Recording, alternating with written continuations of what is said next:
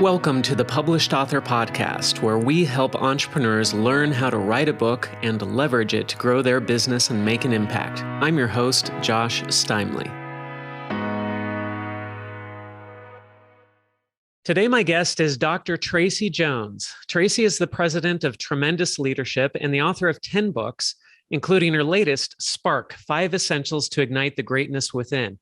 Tracy is a graduate of the United States Air Force Academy, a decorated veteran who served in the First Gulf War and Bosnian War, earned an MBA, and then a PhD in leadership studies. Tracy has also worked with some of the most famous business authors like Brian Tracy, Zig Ziglar, Ken Blanchard, a bunch more. So we've got a lot to talk about today. Tracy, welcome to the show. Thanks so much, Josh. And thanks to our listeners out there. Nice to be with you today. So before we even started recording, I was already quizzing Tracy a little bit about her background. But Tracy, give us a little bit of your story. I'm really interested to hear how you ended up in the Air Force and how you transitioned from that to a PhD and then ended up working in this publishing company with some of the most famous business authors of all time. Well, a lot of that goes back to my childhood. And I heard Willie Jolly tell me there's 3 phases to your life. There's your imprinting, there's your influencing, and there's your inspiring. So I was born to a motivational speaker, Charlie Tremendous Jones. So right there, I got the DNA passage of, my blood type is A+, okay, literally and figuratively. I grew up with the motivational speaker as a father. And I So tell Charlie people that Tremendous Jones is your dad. Is my dad, is Okay. my father. So I did not know this. So just for clarity, I normally research my guests a little bit before they're on, but Tracy and I just got connected like 2 days ago. This all happened really quickly. And so I did not know that, but Charlie Tremendous Jones, that's amazing. He was, and he was tremendous. And those of you that knew him, he was a bibliophile of the utmost, like beyond belief. So his famous mantra was that you'll be the same person 5 years from now that you are today, except for 2 things: the people you meet and the books you read. And that wasn't just a shtick tagline to sell books. This is how he lived his life. So growing up, I think I read How to Win Friends and Influence People before the Pokey Little Puppy. We would sit around the dinner table and he'd be like, Tracy, what do you want to be when you grow up? And I'm like, I want to get to 1st grade, kind of thing. So it was a cross between boot camp and a sitcom. So it was incredibly discipline and focus, but it also was just, you were talking about that, John Boyd. He was such a Weisenheimer. Those of you that have listened to him, we have his YouTube channel out there on Tremendous Life Books. He was hysterical. So to him, work and fun were 2 sides of the same coin, and you got to love what you're doing. And even if it's something that isn't good, if you bring enthusiasm to it. So obviously I was brought up with the power of books, your attitude, think and grow rich. Like I said, power of positive thinking, all these wonderful things, and positive thinking. Ken Blanchard, Norman Vincent Peale are people that when he would speak, I would trail along with him.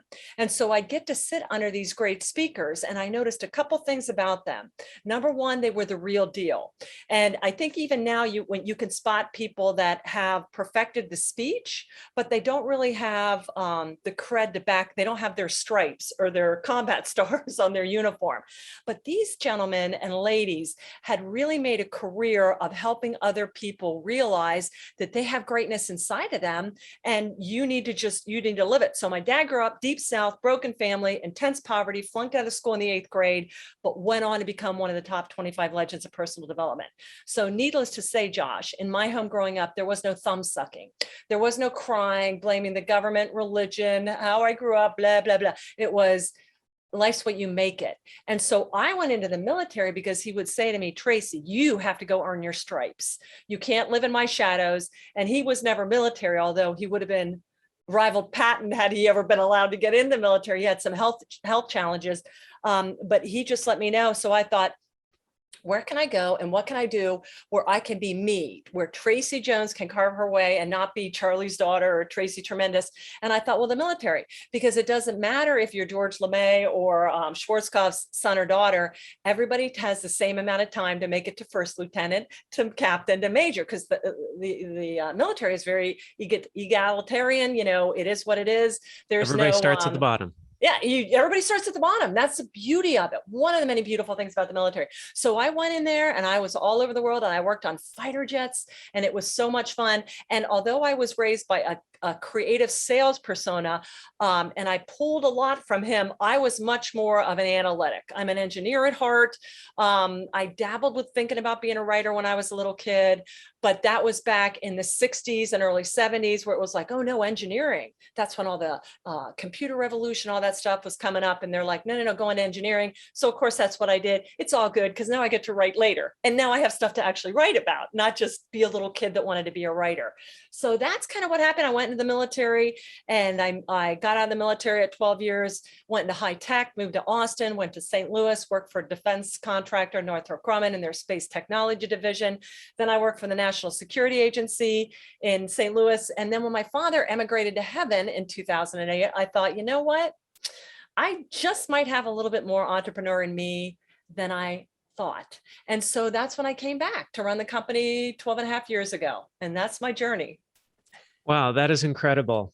I'm still thrown off just finding out that Charlie Tremendous Jones is your dad. I'm like, that quote about you'll be the same person in 5 years, except for the people you meet and the books you read, is one of my favorite all-time quotes. And I'm always saying it because I love books too. And I love people. And I tell my kids this, I'm like, you got to read books. You got to meet people. That's how you change. Right. Well, and that's why, you know, and he'd be like, oh, you're changing your job again, because his generation was the greatest generation. I'm kind of a hybrid, very tail end of the baby boomer, Gen Yer. But he let me know, hey, work is what you make it. So you go and you do it and you learn new people, see different parts of the world, learn new cultures, but the joy is in the journey. So I knew I was never long for any one place. And the other thing in the back of my mind, Josh, I hoped that I would have the opportunity to come back and fill his shoes someday and pick up what he had started. And I got my wish. Cool. So tell us a little bit about Tremendous Leadership then. What is this company? What is its mission? What does it do? Who does it work with? Well, it's still all about changing the world one book at a time and connecting wonderful people together. So we have this unbelievable tribe, tremendous tribe of people that my father started, and I still get calls every day. I saw your dad 50 years ago, or I called your dad one day and I was complaining about something and he smacked me and said, you need to stop it. And it was the best thing that ever happened to me. So I still get these legacy drips, but there's 3 areas that he focused on. Of course, speaking, you know, sharing his wisdom, because he would always tell me, Tracy, when you go through stuff, it isn't about you. It's so then you can share it with other people and be a blessing and an advocate and a resource for them. So I always understood, even if something bad happens, it's not about me. Don't take it personal, learn from it. And then you be strong. And then you help somebody else get through it. So that was always a wonderful way to look at failure and adversity. And as a matter of fact, Norman Vincent Peale was a friend of his. Norman Vincent Peale maintained, the more problems you have, the more wonderful your life is. Now, I know that's completely countercultural to everything today, but it is the God's honest truth. Okay. If your head's in the right place. So speaking, publishing. My father, way back, even before Amazon came up, very much was like, you got to have a book. You got to write a book. You got to write a book. And this is before we had Zoom and all this email and all this other stuff, ebooks. And he's like, you're going to be with me for a day, and then you're going to go back into the cold, cruel world. But if you have books, stay with you forever. Okay. And then the third part that he did wholesale distribution. And we still do all of these today. Organizations that really pour into their company by getting them to meet tremendous books. And these are the people that typically are on commission. Okay. Wealth planners, real estate, CPAs, direct sales, all the people that really have to stay motivated to stay at the top of their game. And so we still are a wholesale distributor for books. If you want to get How I Raised Myself from Failure to Success, or new publications, or Think and Grow Rich, we are still putting out our content, our speaking, our courses, and publishing has just been still so very, very robust. So it was executive books.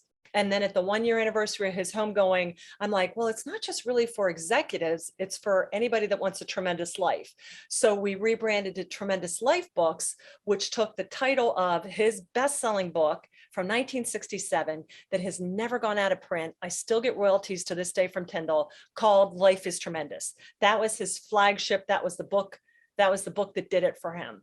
And then we changed to Tremendous Leadership because the focus was also more on really leadership, not just in a corporate or a business setting, but leading yourself, because that's the only person that we can lead, Josh. And once we do that, watch out, world, because it's about to change. And one thing you were showing me before we started recording is that you're releasing these smaller books that are kind of summaries of people's lives or people's books. Tell us a little bit more about that and why you're doing that. Well, he started this back in, I think the first one he came out with, let me see if I have it, is As a Man Thinketh, or Think and Grow. Oh, no, here it is. Okay. Oh, here we go. This is the one that starts life-changing classics. So these people say, what do I read? There's 33 in the series right now. The next one's on Buckminster Fuller. The next one is on Frank Perdue, the Chicken Man, all different kinds of things. This is volume 1. This is pretty much in life. It isn't about how you feel.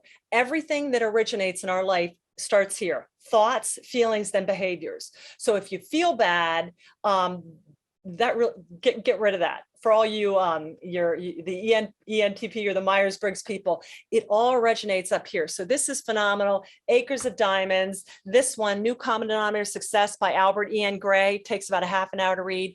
We sell tens of thousands of these to sales organization. I love Patton. Here's one on Patton. I love Booker T. Washington, Character Building. Bradford, You're Fired. So these are wonderful things, because the other thing is, and my dad started publishing these, Josh, back in, let me see, 2000, probably 2002. So really ahead of his time. But the research now shows that only 78% of the readers out there don't make it past page 50. Okay. And I, as a writer, I've written 10 books. I get books every day. I got to tell you, by page 50, I'm like, I got to go on to something else, even if it's a really good book. I have some people, I was on a podcast with somebody 2 days ago, and they said, no, it's by page 10. You're either in or you're out by page 10. You got to get him everything. So now, just like these life-changing classics, these are the people that have emigrated to glory. Okay. These are the people, the seminal thinkers who we stand on.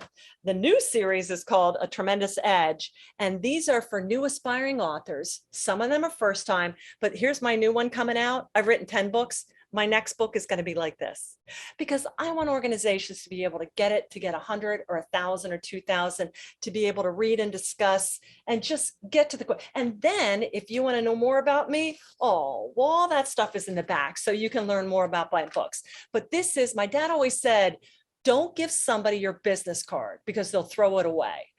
Sometimes right in front of you. And he said this like 30 years ago. There's a YouTube video of this. He's like, give them a book. Give them a book. Even put your name and imprint on it, or better yet, you write this little book and you give it to them, because I guarantee you they'll never forget you then. And they'll be like, that little book. Oh, that's right. Josh gave this to me. And Josh, you could write one of these on first-time authors, what you would recommend to them, because people just want little digestible chunks. And I have the next 3 people in the queue doing this. 2 of them are first-time authors. 2 of them are New York Times bestselling authors that already have tons of books. So everybody's just looking for the next great way to be memorable and to really dispense quick solutions or feelings to people that they're looking for. And so there's that resonation, that identification, and then they understand, hey, this is what Josh is about. Oh yeah, I need to stay connected with Josh. So like I said, we have the old school one of the ones that are already in glory, but I'm like, but there's so many great new people now, and let's do more of a contemporary applied wisdom. So we just trademarked it, and it's called A Tremendous Edge. That's great. And for those who are not watching this on YouTube, they're listening to it on the podcast. Tracy's been holding up these very thin books. These are very quick reads. And you see that there's a demand for this. We've got a whole company, Blinkist, that is all set up around summarizing famous books that are out there. We've had Cliff Notes, of course, for years. Everybody remembers that from high school, right? Yes. And there are other companies out there that only publish quick reads, short books that an executive can read on an airplane flight or something like that. And so there's this demand out there to get knowledge quickly and to get a lot of breadth. And so for a lot of authors out there, they feel like, oh, I've got to write a 200-page book or a 300-page book because then it's thicker and then people will respect me because it's thicker. It's not necessarily the case. Sometimes the thin book is the one that gets a lot more reach and gets people to know who you are. There's a great book by, is it Phil Jones? It's called Exactly What to Say. I know Jones is his last name. And it's such a quick read. It's 60, 70 pages or something.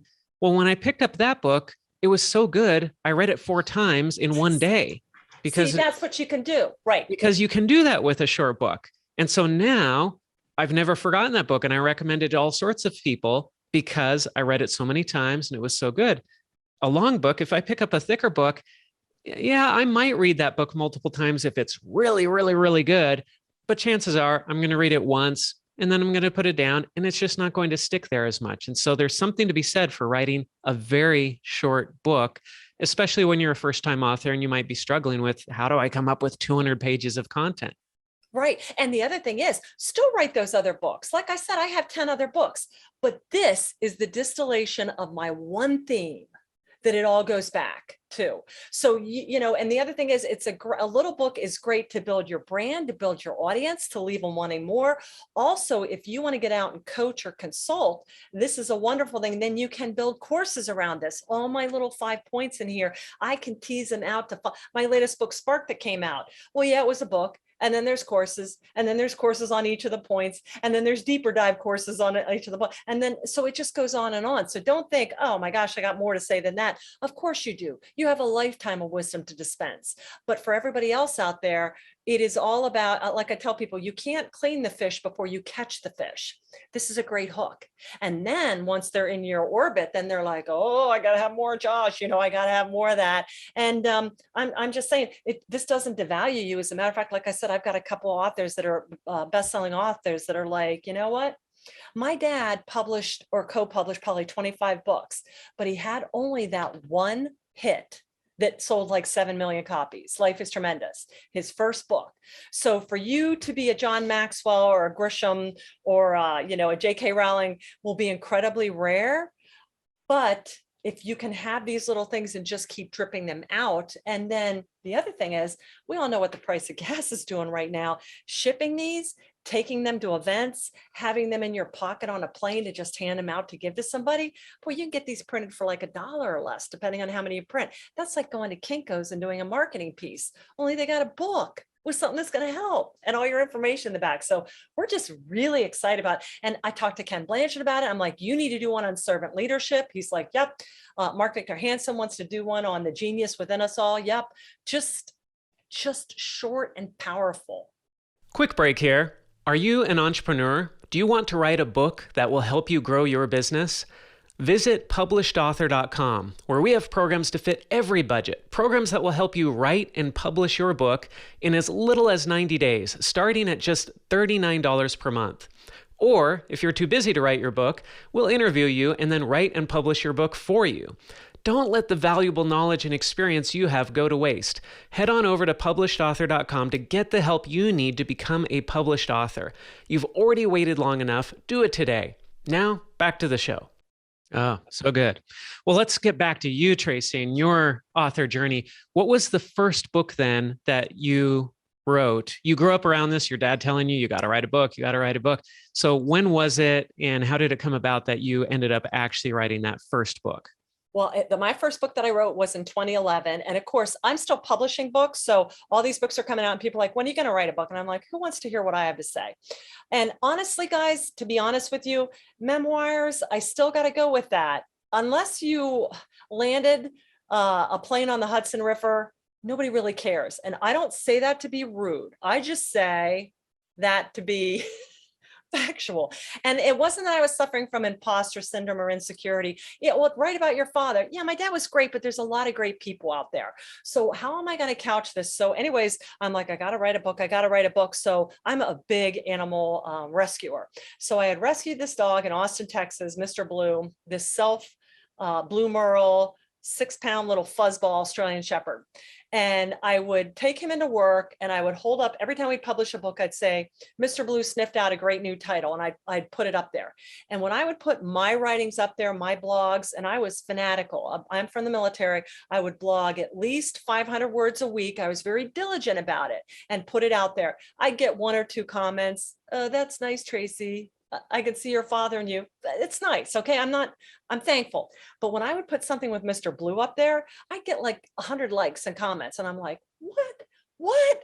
And suddenly I realized people are as crazy about books, dogs, and leadership as I am. So somebody said to me, write your first book from the dog's perspective, from the dog's voice. So my first book was called True Blue Leadership, The Top 10 Ways to Lead Your Pack, by none other than Mr. Blue. And it was his persona sharing leadership lessons about don't bite the hand that feeds you. In other words, don't put crap about your boss on Facebook. Old dogs have to learn new tricks. Let the tail wag the dog. Herding isn't leading, dealing with workplace bullying. And so that was the first one. And I was like, it's very scary. But then I thought, well, who's going to not like a book written by a dog? But that was the first one. And my second book was written in the persona of my dog, Ruby Red, Saucy Aussie Living. And then somebody said, are those kids' books? Because there's a dog on the cover. And I go, well, no, they're not kids' books. But then I thought, but they could be kids' books. Loyalty, bullying, thankfulness. So I took all my books and made them kids' books. Okay. So I wrote 5 kids' books. And the dude that wrote Who Moved My Cheese, he was a kids' book author too. Okay. So children's books, because I'm like, kids need to learn leadership like I did early, 5, 4, 3, learn it early. And then you have more tremendous years. So finally, I'm like, okay, I have to write a book as a human. I have to write a book as a human. What am I going to write a book? What am I going to write a book on? And that's where I did pull from my blogs. I had 4 years of hundreds and hundreds of 400 to 500 very tightly written blogs. And what I did is I went through all of them, being the researcher that I am, and I said, here's some themes. Like I didn't just want it to be this collection of Tracy's musings, because I just don't think people care about my music. But I went back and I saw there were 3 things that I constantly went back to: leadership, heeding your passion. In other words, doing you. I did so many things throughout my life. I have no regrets about any of them, but I realized at least half the time I was doing this because that's what somebody else wanted me to do. So heeding your call. And then lastly, reading, the power of reading. The more you read, the better writer you're going to become, the better person, the better spouse, the better everything. So I in the beginning was like, oh, Dad, reading is for people that can't go out and do stuff and get it done. And I'm like, man, could I have been any more wrong? Yeah, you want to go out and get street smarts, but you also need the book smarts. That's where the beauty comes. That's where you blend the theory with the grit. Okay. And that's why I got a PhD in leadership after 40 years of leading people. And I'm like, oh, maybe that's why that didn't work out so good, because then I was reading about it and I understood it. So Beyond Tremendous was the first human book. And that was really a compilation of my blogs. So for the aspiring writers out there, don't sit down to put 80,000 words down, just write every day, commit to 15 minutes of writing. And you're going to notice that there's certain themes that you get very excited about. That's your voice coming out. It's in there, but you have to cover it out. You don't have to figure it out. You have to uncover it, because it's been layered with all this self-doubt, what you think people want to do, your own negativity. And so you just got to let that, it's waiting there like a little tea light. You just got to get all the crap and dust and nonsense off it and let it shine brightly. But you won't know that until you take the time to tender that writer's fire inside of you. So I tell people, just write a little bit, and you say, I don't know what to write about. Great, then read. Because for the 15 minutes that you write a day, you should be reading at least an hour a day, because you're going to learn the art of writing. When I got my PhD, I had already published 9 books. When I got my PhD, I learned how to research, how to cite, how to thread points and not in with my opinion. I learned so much about how to be a better communicator. So the more I'm not saying you have to go back for a PhD, although I'd recommend it, but the more you read, the better writer you're going to be. And then that writing is going to spark something in your head, and then you're going to be like, you're going to know what to write about. So that's some recommendations I would have for our writers. That was one of my next questions, was how did your PhD assist you as a writer? Because yeah, that's not something everybody can do, but some people some people do it. I've interviewed a sure. lot of people on this podcast who have PhDs. Can you tell us a little bit more about how working on a PhD has helped you as an author? Well, my main topic of writing is leadership. So when I was speaking more and more, I realized at least half the people had in my audience probably had a PhD. And I had my MBA, but I thought, you know what, if I'm going to be earmarked as the leadership expert, I need to get the terminal degree. So it just so happened that I was on a college as a trustee and I still paid for it, but I thought, you know what, they have a leadership program. I study and write about leadership. And why not study it? And I knew I'd get a book out. Ken Blanchard became famous writing about his situational leadership theory that he wrote for his PhD. So everything that you write for your PhD, you then convert it to layman's term. Dr. Henry Cloud, Dr. John Maxwell, all these guys are really smart guys that take these beautiful principles, but they tease them out in layman's term because truth is timeless. And they just strip away the academic speak. So I knew with my PhD that this would be my next book, which was Spark. And of course, I studied the theory of motivation. Can we really motivate anybody? You as a leader, is that your job to motivate somebody? Are we able to do that? And, that kind of thing. So that's really what I really wanted to drill down, because when you talk about motivation and leadership, boy, there's a whole lot of different things on it. And I just wanted to be the top student in this one area of leadership. And it gave me 4 glorious years to really drill down into it and study it. So when I do talk to it and I wrote about it, I can speak with credibility. I can speak with authenticity. And I really want to make sure that my readers, that I present them with the most amount of content that is really well researched and well grounded. Not just my experience, because my experience, Josh, could be a red herring. Maybe I never had any bad leaders in my life. How many people do you know like that? But yet, if you listen to somebody like that and you have a bad leader, you're like, am I doing something wrong? No, they're an anomaly, And so it really, I'm sorry, guys, I thought I turned this off. No worries. I did turn it off, but the cats turned it on. How about that? I'm going to blame it on the cats. It just really helped me get clear on my voice, because as a writer, the more you know your topic, the more your voice comes out with confidence and conviction. Versus, I'm kind of thinking that this is how it is. So that's what I love about knowledge is power. That's not just a PSA cliche from when we were in high school. Knowledge is power, and there is truth, and truth is timeless. So the beauty of the PhD is you really drill deeply into the existing body of knowledge, and you add one little tiny nugget into the sea of knowledge from which future generations to build on. And that's a really, really cool thing. That's what personal development and growing a business is all about.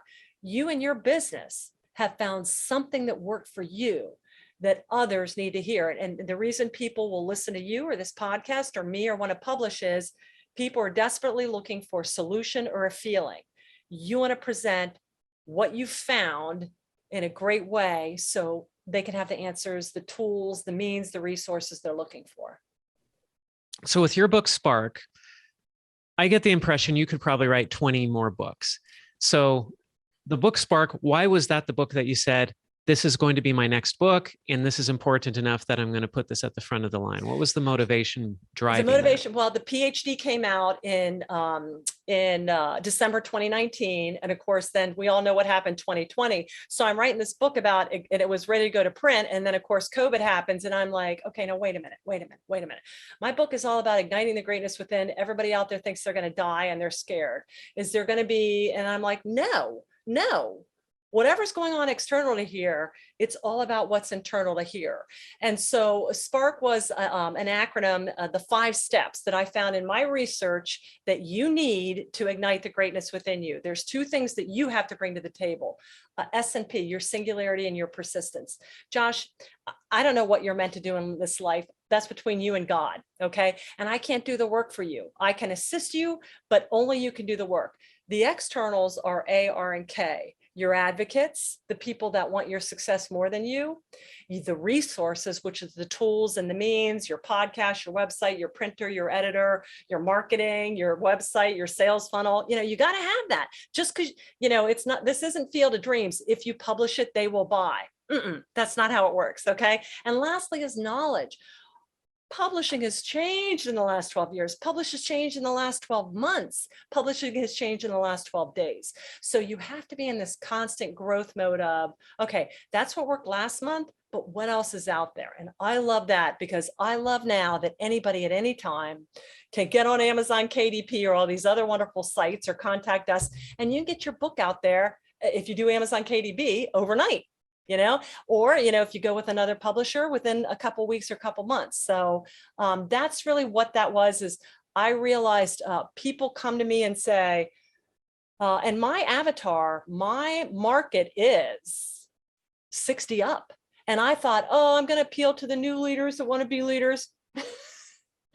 I appeal to the people. My avatar is the people that have already done a couple careers successfully, but are just like, okay, I'm 60 and I'm just figuring out what's next. And that's a beautiful space to be in, because you have the kids grown, you have the resources, you have the retirement, and you have the wisdom to be able to pour into people. So that's really, and a lot of times for our listeners out there, you don't know who it's going to hit with, but you put it out there and you watch, and it's like fishing. You see who starts to resonate with your message and who identifies with it.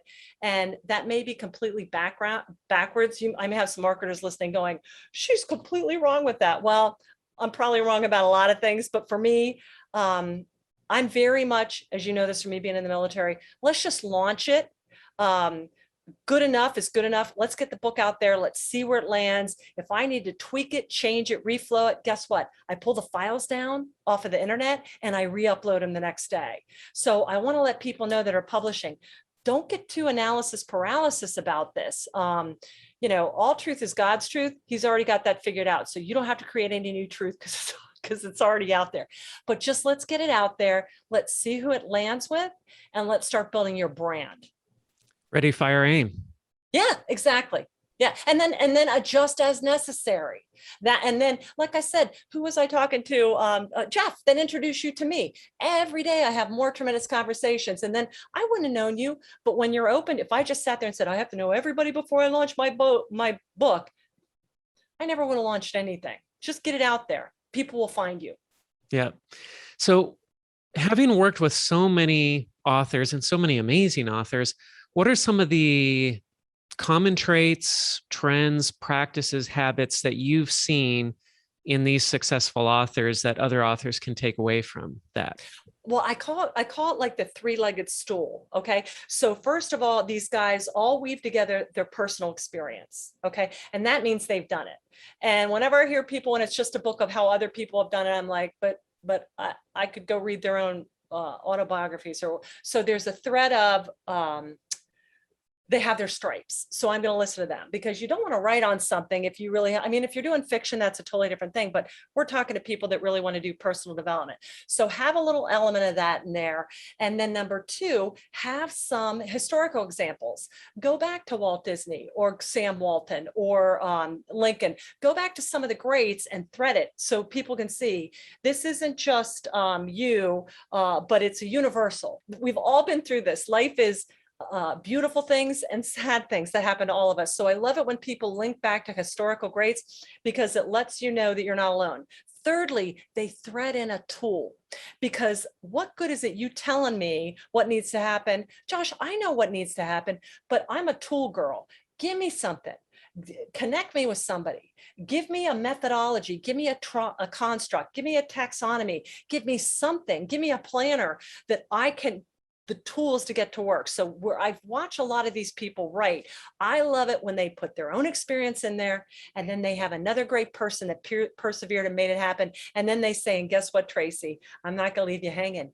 If you do this, if you apply this principle, you will achieve results. Because success and personal development, they're like scientific laws, and people are like, oh, that person got lucky. There is no such thing as luck. It's the same principle. It's the same law of consequences. It's the same habits, new common denominator success.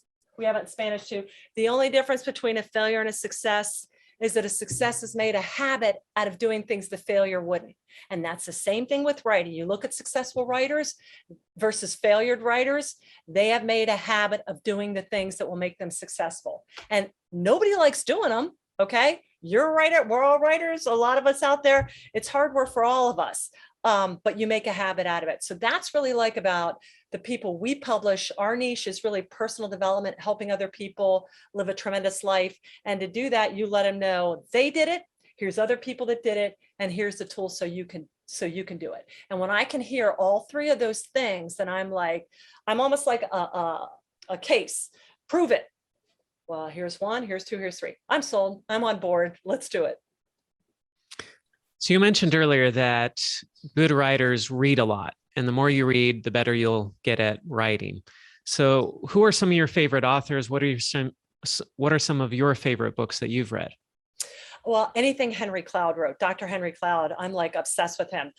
Boundaries, Necessary Endings, Safe People, because my field of study is leadership and followership.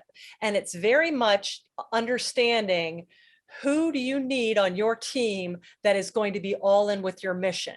Because trust me, no matter how good a leader you are going to have some people on your team that are not all in, and some may be actually attacking you. And so I really resonate with him. I love him. I love Eric Metaxas. I'm a big Dietrich Bonhoeffer fan. I've read everything Dietrich Bonhoeffer has ever written. I love Charles Spurgeon, Oswald Chambers. They're kind of my daily devotionals because they're so rich in the scriptures, but also in application. I love Napoleon Hill, Think and Grow Rich. I could read that pretty much once a month. I love Viktor Frankl's Man's Search for Meaning. That changed my life. Bob Burke's books, Endless Referrals. I mean, I love Ken Blanchard's stuff because it's all stuff leadership. But and even if I read a book and I only get one good thought, like I've probably read 500 books, but I probably skimmed 50,000. That's okay for the people out there. If you get into it and you're like, I'm not totally feeling this. It's not 7th grade. You don't have to finish it. Put it down, even if you got one good thought of it.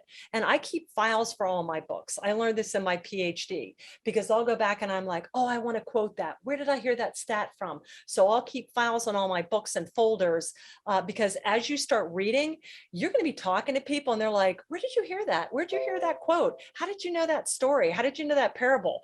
And you just become this great reservoir of accumulated wisdom from all these other people. And, that's going to pour out in your writing.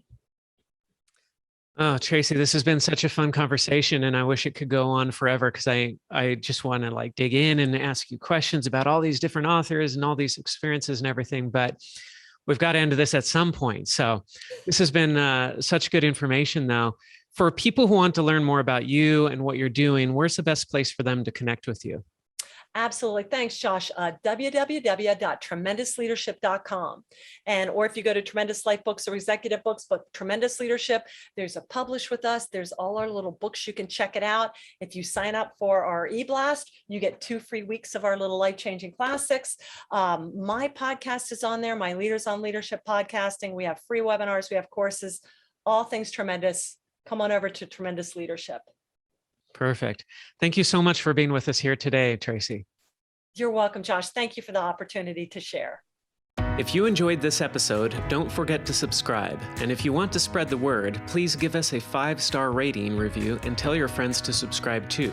We're available on Apple Podcasts, Spotify, and everywhere else you listen to podcasts. And if you're an entrepreneur interested in writing and publishing a nonfiction book to grow your business and make an impact, visit publishedauthor.com for show notes for this podcast and other free resources.